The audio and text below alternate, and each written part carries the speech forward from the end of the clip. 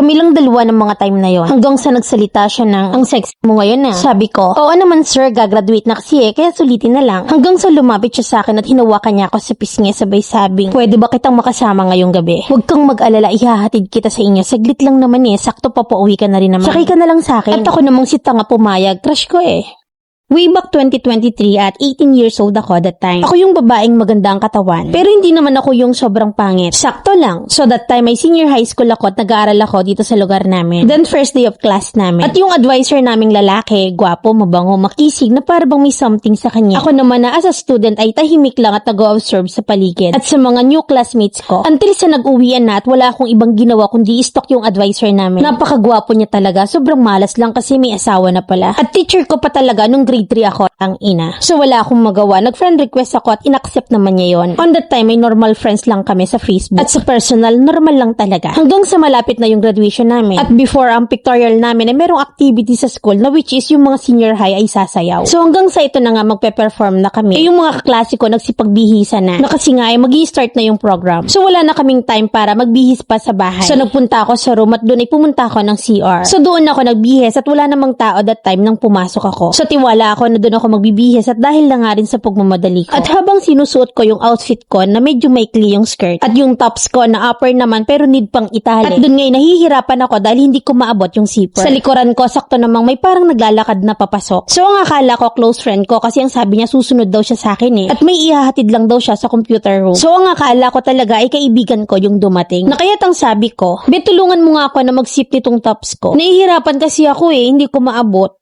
At biglang pumasok yung advisor namin at siya yung nag-zip. Nashock talaga ako doon pero never mind yun sa akin at nag-thank you na lang ako. Hindi ko talaga alam yung nararamdaman ko that time na napakabango niya kasi at sobrang gwapo pa. So after ng program ay uwian na at aminadong may crush ako sa kanya no. Normal pa rin kami at hindi ako nagpapahalata na crush ko siya. Na-act like normal lang. Hanggang sa nag-prom party na kami at ako naman ay hindi rin nagpakabog. Sila nakaball gown at ako naman ay nakabackless long fitted dress. And expected na nandun din yung advisor namin. Then after ng party ay nag-CR ako at dumiretso ako sa classroom namin. Doon ko kasi iniwan yung gamit ko at saka makeup and etc. dahil uuwi na sana ako. So ayun nga, nandun pala si sir at kami lang din dalawa that time at wala namang yung mali siya. Hanggang sa nagsalita siya ng, ang sexy mo ngayon na. Sabi ko, oo naman sir. Graduate na kasi kaya susulitin na lang. Hanggang sa lumapit siya sa akin at hiniwakan niya yung pisngi ko sabay sabi na, pwede ba kitang makasama ngayong gabi? Huwag kang mag-alala, ihahatid kita sa inyo. Saglit lang naman. Sakto na, papauwi ka na rin sumakay ka na lang din sa akin. Ako naman si tanga ay pumayag. Aba, crush ko So hindi na ako mahihirapan kasi meron namang sasakyan si sir. Nagchikahan kami ng kung ano-ano na lang topic namin hanggang sa hininto niya yung sasakyan at hinalikan niya ako. Wala akong magawa kaya hinayaan ko na lang hanggang sa umabot sa punto na yung ordinaryong halik ay nauwi sa laplapan. At may mangyayari sana pero hindi na talaga ako pumayag sa takot ko na mabuntis ng maaga. Hanggang sa nakagraduate na ako pero mini-message pa rin niya ako gamit ang dummy account niya. At nagkikita pa rin kami. Nanliligaw siya sa akin kahit na may asawa siya na parang nahulog na rin yung loob ko sa kanya. Hanggang sa kinukwento niya na rin yung mga problema nila mag-asawa at kapag nag-aaway sila. Hanggang sa isang gabi ako lang yung naiwan sa bahay kasi may importanteng lakad ang magulang ko. Sinabi ko to kay sir at hindi ko ina-expect na susundiin pala niya ako nang malaman niya yon. So ako lang mag-isa at yung asawa naman niya ay nasa Cebu that time. And then nagresto kami nung una. Then after no nakala ko uuwi na kami. Pero nag-check-in siya sa isang hotel at may nangyari sa amin. First crush ko siya at wala rin akong boyfriend kaya siya talaga yung nakauna sa akin. Naewan ko ba kung bakit nahulog ako sa kanya. Then after naming mag-check-in na inihatid niya ako sa bahay. Hindi lang isang beses may nangyari sa amin kundi maraming beses. Binibilhan niya ako ng mga gamit na gusto ko kahit na hindi ko yun hinihingi sa kanya. At sinabi ko yung relasyon namin sa best friend ko at humingi ako ng payo. So pinayuhan niya ako na tigilan at kahit na anong mangyari ay kabit talaga ako. Nasaktan ako sa pinayo niya sa akin. So year 2024 kahit na sobrang mahal ko siya, ako na mismo yung umiwas. Na kahit na nga maraming beses nang may nangyari sa amin. Ramdam ko na mahal din niya ako pero na-realize ko na kabit lang ako kaya tinigil ko. So binila ko yung dummy account niya na palagi niyang ginagamit sa akin para makachat. At yung main account naman niya ay still friends pa rin kami pero hindi naman niya ako mini-message doon. Year 2025 ay kinalimutan ko na siya at nag-move on na ako. At sa awa naman ng Diyos ay hindi kami nahuli ng asawa niya. May boyfriend naman na ako ngayon at sinigurado ko talaga na walang sabit. Mabait naman siya at legal kami both side. Pero ang akala ng parents ko siya yung first love ko pero hindi. Siguro yung lesson ko doon ay naging marupok ako at until now ay palagi pa rin niya akong kinukulit. Pero hindi ko na pinapatulan yung advisor kong yun. At yung asawa niya kasi mataba kaya hindi ko sure if yun yung rason kaya siya nag-cheat. Na kaya naghahanap ng iba. Sa ngayon ay college na ako Mami Len at focus na ako sa pag-aaral. Konting tiis na lang at makakapagtapos na rin ako. Paki-advise na lang ako Mami Len kahit na anong real talk ay tatanggapin ko. Letter sender, Jessie.